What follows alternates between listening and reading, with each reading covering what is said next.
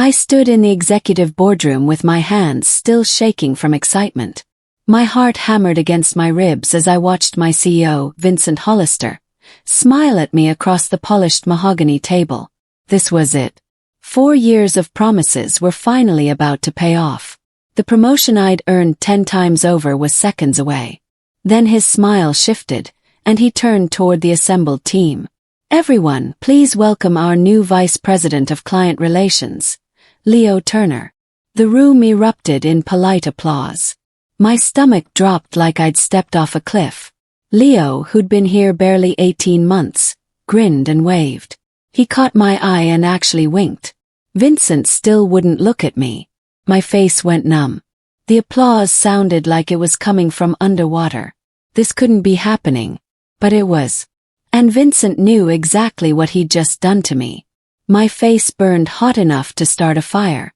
My jaw locked so tight I thought my teeth might crack. I forced my mouth into something that probably looked like a smile, but tasted like copper and shame.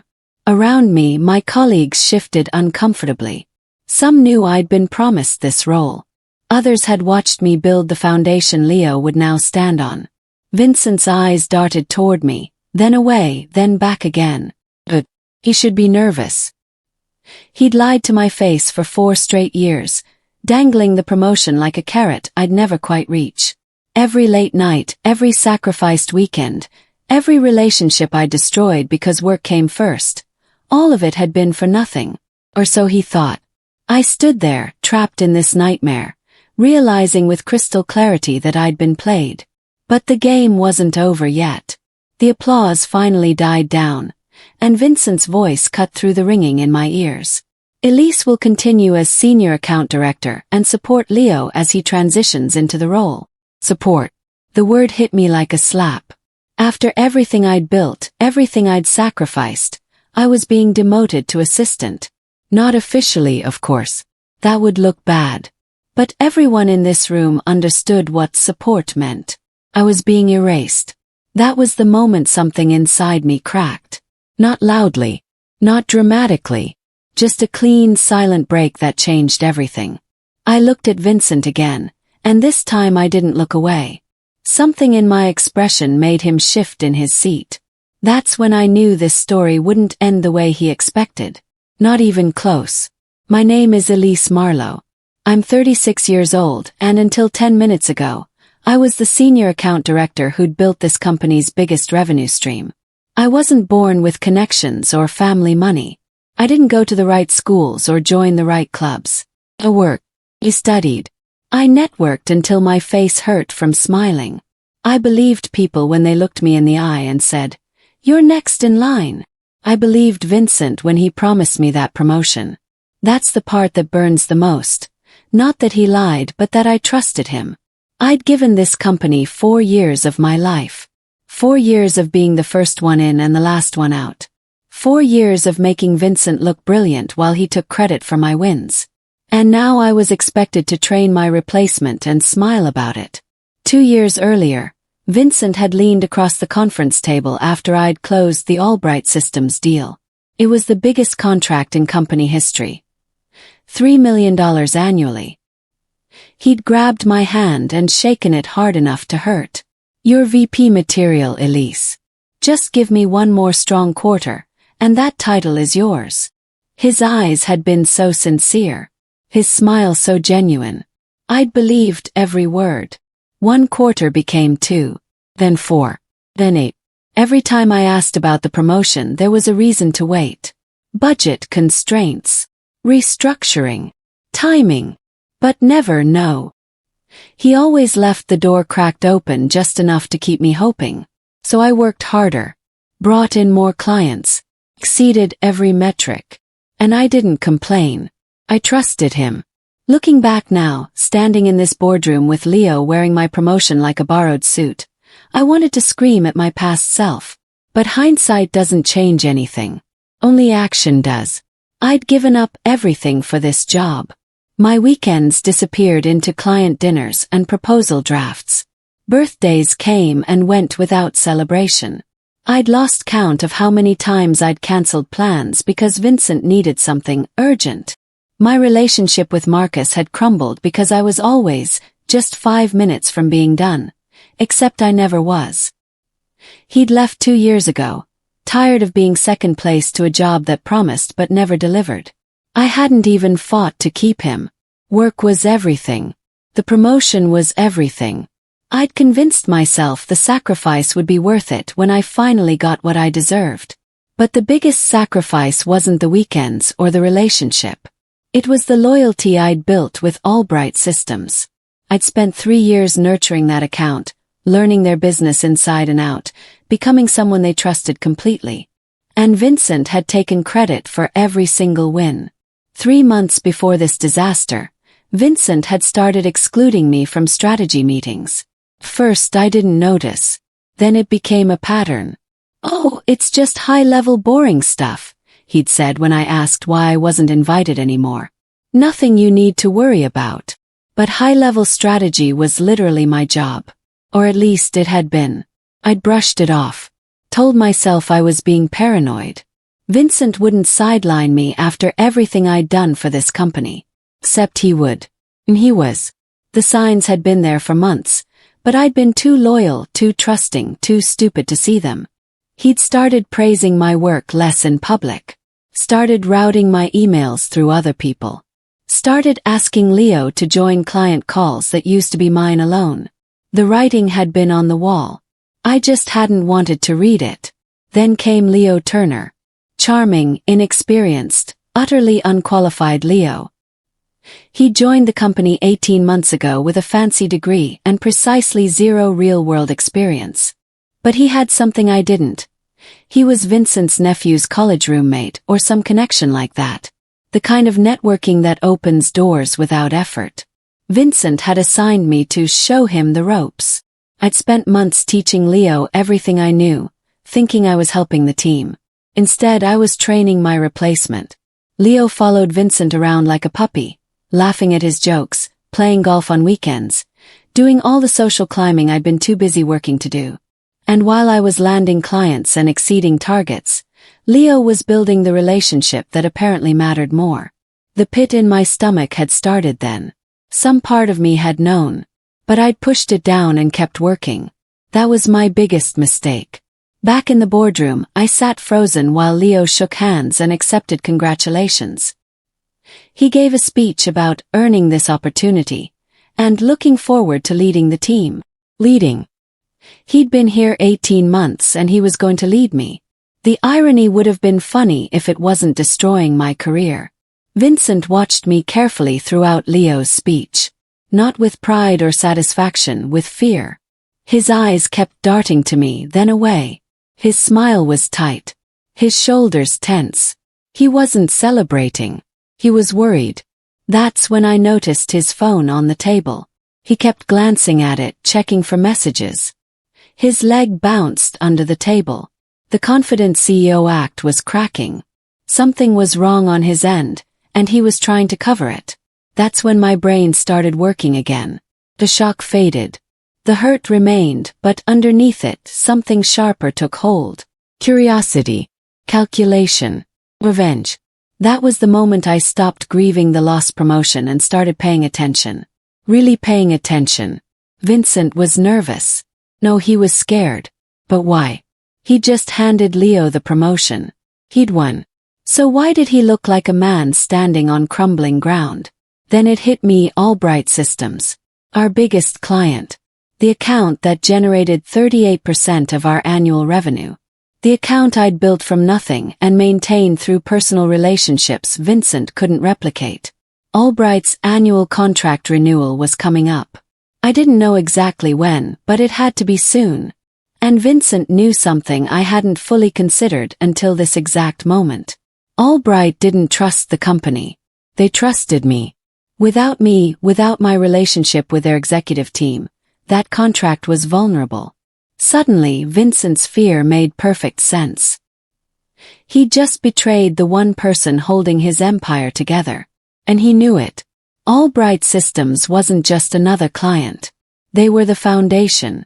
$3 million annually, yes, but more than that, they were prestigious, connected, and influential. Landing them had put our company on the map. Other clients had followed because Albright gave us credibility. I'd spent 3 years building that relationship from scratch. Their CEO, Felix Drummond, trusted me personally. We'd spent countless hours discussing not just business, but strategy, industry trends, his concerns about growth. I knew his company better than most of his own employees did. I'd advised them through 2 major pivots and a merger. When they had problems, they called me directly. Not Vincent. Me. Without Albright, Vincent's company would survive, but barely. The revenue loss would be catastrophic. Other clients would question our stability. Investors would panic.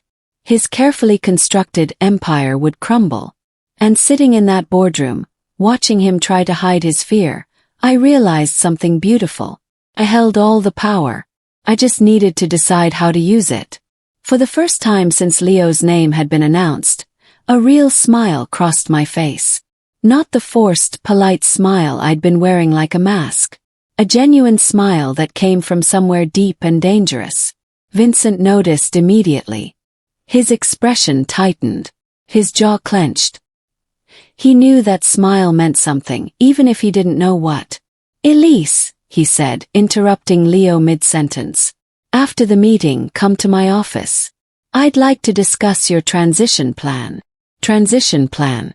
Like I was a problem to be managed. "Of course," I said smoothly.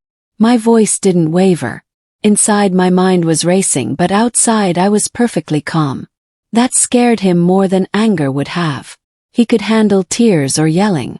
He'd probably prepared responses for both. But this quiet certainty, he didn't know what to do with it.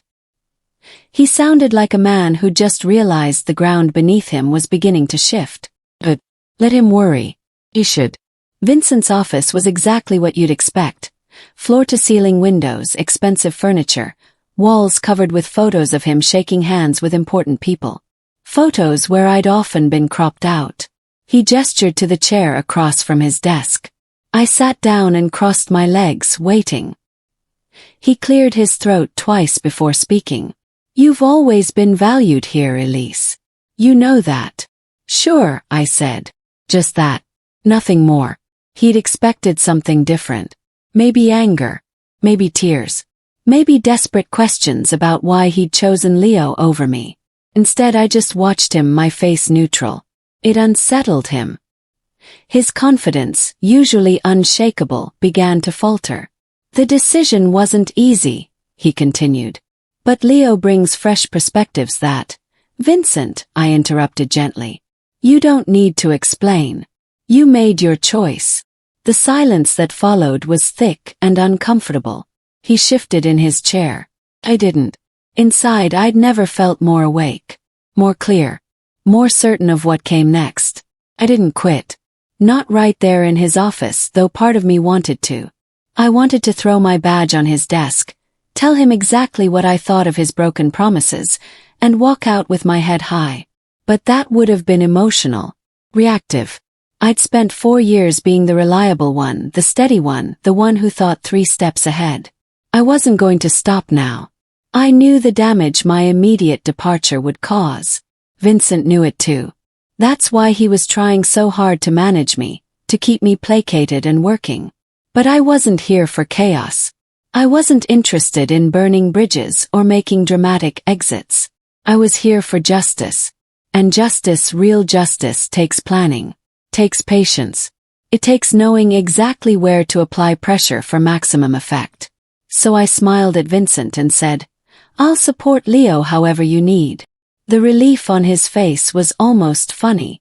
He actually thought I meant it. I spent the next 2 days digging quietly. Emails, contracts, renewal timelines, internal memos I probably shouldn't have had access to, but did because I'd been senior account director for years. Nobody thought to revoke my permissions yet. Floppy. I learned that Albright's annual contract renewal was due in exactly 92 days. 92 days until they had to decide whether to re-sign with us or take their $3 million elsewhere. The contract included a 60-day cancellation notice, which meant they could start that process in 32 days and still be clear by renewal time. 32 days. That was my window. I also found emails between Vincent and Leo discussing managing the Albright transition. They were planning to gradually shift me away from the account and position Leo as the new primary contact. Vincent actually wrote, "We need to move carefully so Elise doesn't realize what's happening until it's too late." Too late. I read that line 3 times, feeling my resolve harden into something unbreakable. I continued training Leo like nothing had changed. I congratulated him in the hallways. I smiled in meetings. I answered his endless, basic questions with patience I didn't feel. "How do we calculate the quarterly ROI presentation?" he'd ask. And I'd explain it. Again. For the 3rd time. Around me, colleagues whispered. Some looked at me with pity. Others with respect for keeping my dignity. A few avoided me entirely, probably worried that failure was contagious. But I didn't care what they thought. I was invisible in the best possible way. People underestimate quiet women. They see composure and assume acceptance. They mistake professionalism for surrender. It's a tactical advantage I'd learned years ago. The less they saw coming, the harder it would hit. So I kept my head down, did my work and watched. Waited. Planned.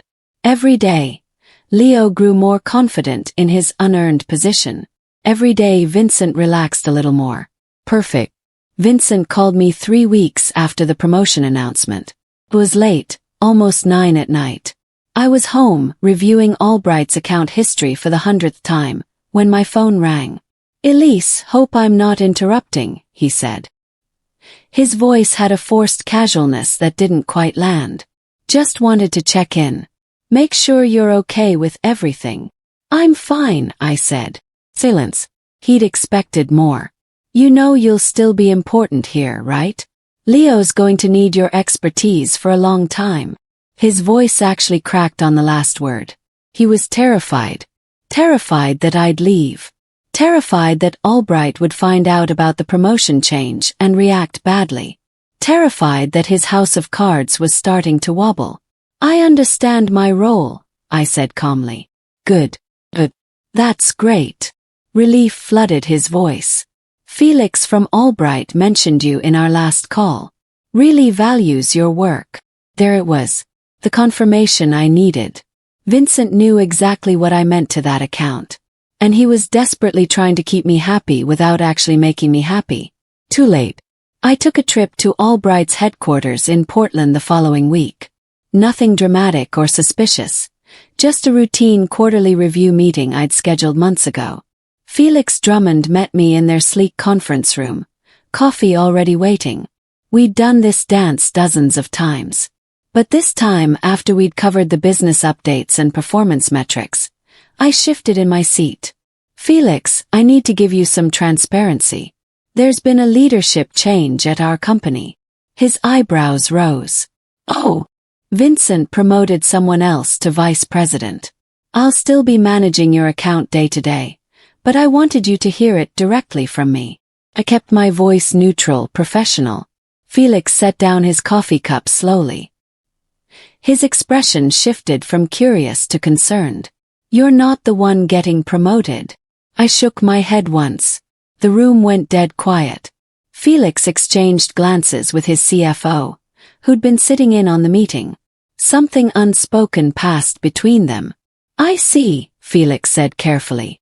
"And who is this new VP?" "His name is Leo Turner," I said. "He's been with us about 18 months. Felix nodded slowly, processing. I could see his mind working, connecting dots I hadn't explicitly drawn but didn't need to. He was a sharp businessman. He understood what this meant. "Felix, I want to be clear," I continued. "My commitment to Albright hasn't changed. I'll continue giving you the same level of service you've always received from me." "But you won't be VP," he said. It wasn't a question. "No." Another long silence. Then Felix stood up and walked to the window overlooking Portland's skyline. His CFO, Nora Stevens, spoke up. "Elise, our contract renewal is coming up soon. Are you planning to stay with Vincent's company?" The question hung in the air like smoke. Could have lied.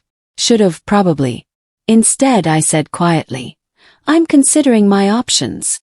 Felix turned from the window. His expression told me everything. The seed was planted. 2 weeks later, I got an email from Nora requesting a strategic realignment call with Vincent. Vincent thought it was routine. I watched him prepare for the call with Albright, joking with Leo about golf games and client dinners. He had no idea what was coming. The call started normally enough. Pleasantries, weather, comments about quarterly numbers. Then Felix cleared his throat. Vincent, we need to discuss account management moving forward. Specifically, who will be our primary contact? I watched Vincent's face on the video screen. The color drained slowly, like someone had opened a valve.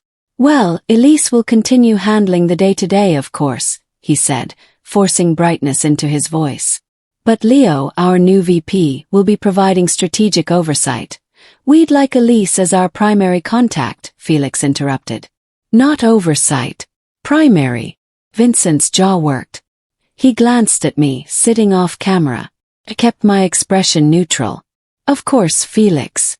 Whatever structure works best for you. But it was too late. The damage was done. After the call ended, Vincent sat in silence for a full minute. Then he looked at me. Really looked at me. And I saw the exact moment he realized what was happening. His hands started to shake. I gave my 2 weeks' notice the next morning. Walked into Vincent's office at 8 a.m., before anyone else arrived, and placed the letter on his desk. Clean. Professional. No drama. I've accepted another position, I said simply. Vincent's face went through several expressions, shock, anger, panic, before settling on something that looked like desperation. Elise, wait. Let's talk about this. We can work something out. No counteroffer, I said firmly. My decision is final. Where are you going?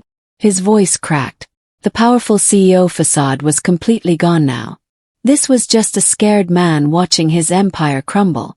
I could have told him I was joining a competitor. Could have made him sweat through 2 weeks of wondering.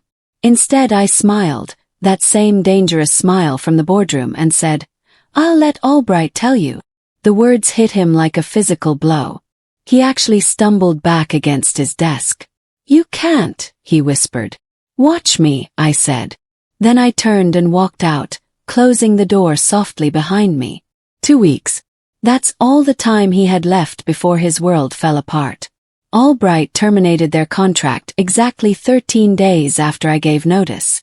I wasn't there when Vincent got the call, but I heard about it from 3 different people within an hour. Felix had been professional but firm. We're exercising our 60-day cancellation notice due to loss of continuity in account management. Loss of continuity. Everyone knew what that meant. Meant me. It meant Vincent had gambled that Albright's loyalty was to the company, and he'd lost spectacularly. The contract termination triggered chaos. Investors started asking questions. Other clients began reviewing their renewals. The board scheduled an emergency meeting. Vincent tried to stop the bleeding, but it was too late. $3 million in annual revenue doesn't just disappear without consequences. His carefully planned budget collapsed. The expansion he'd announced was cancelled. Bonuses evaporated. And through it all I heard. His hands shook whenever someone mentioned Albright's name. On my last day, he called me into his office one final time. He looked like he'd aged 5 years in 2 weeks. You blindsided me, Vincent said. His voice was small, defeated. Nothing like the confident CEO who'd smiled while betraying me in that boardroom. I sat across from him, the same chair where he'd tried to manage me, to keep me placated and working. No, I said gently. You did that to yourself when you used me instead of valuing me. He opened his mouth, closed it, opened it again. Nothing came out. What could he say? That he'd kept his promises. He hadn't. That I was being unfair. I'd done nothing but protect my own interests, the same thing he'd done when he promoted Leo. That I owed him loyalty. After 4 years of broken promises, he had no defense, no comeback, no way to rewrite history. I gave you everything, I continued, my voice steady. 4 years of my life. my relationships, my weekends, my trust. And you threw it away for someone who hasn't earned anything. Elise, I hope Leo works out for you, I said, standing. You're going to need all the help you can get. A month after I left, Vincent was removed by the board. Not fired. That would have required admitting they'd made a hiring mistake years ago. No, he was transitioned to an advisory role, and given time to pursue other interests. Corporate speak for being politely shoved out of the empire he'd built on other people's work. Every industry publication covered it. Unexpected leadership change at Hollister Communications. Board cites need for fresh direction. Company faces challenges after major client loss. I read every article. Not with satisfaction exactly. More like closure. Meanwhile, I joined Meridian Strategic Partners as a full partner. Not an employee grinding toward a promised promotion, but an actual owner with equity and decision-making power. Albright came with me. They'd made it clear from the beginning. We didn't trust the company, Elise. We trusted you. Where you go, we go. For the first time in 4 years, I could breathe without feeling Vincent's expectations pressing down on me. I didn't have to prove myself anymore. I'd already proven everything that mattered. I never heard from Vincent again after that last meeting in his office. No apology. No explanation. No attempt to justify what he'd done or beg for forgiveness. Just silence. The kind of silence that speaks louder than any words could. He finally understood what he'd lost. Not just a client or revenue, but the person who'd made his success possible. My revenge wasn't loud or dramatic. I didn't sabotage anyone or burn bridges. I simply stopped accepting less than I deserved and let the consequences unfold naturally. Vincent had built his empire on my work, my relationships, my loyalty. When he betrayed that loyalty, the foundation crumbled. That wasn't revenge. That was gravity. Looking back now, standing in my corner office at Meridian with Albright's contract renewed for another 3 years, I learned the most important lesson of my professional life. When someone tries to dim your light to make themselves shine brighter, you don't fight them in the darkness. You take your light somewhere it's appreciated, and let them figure out how to see without you.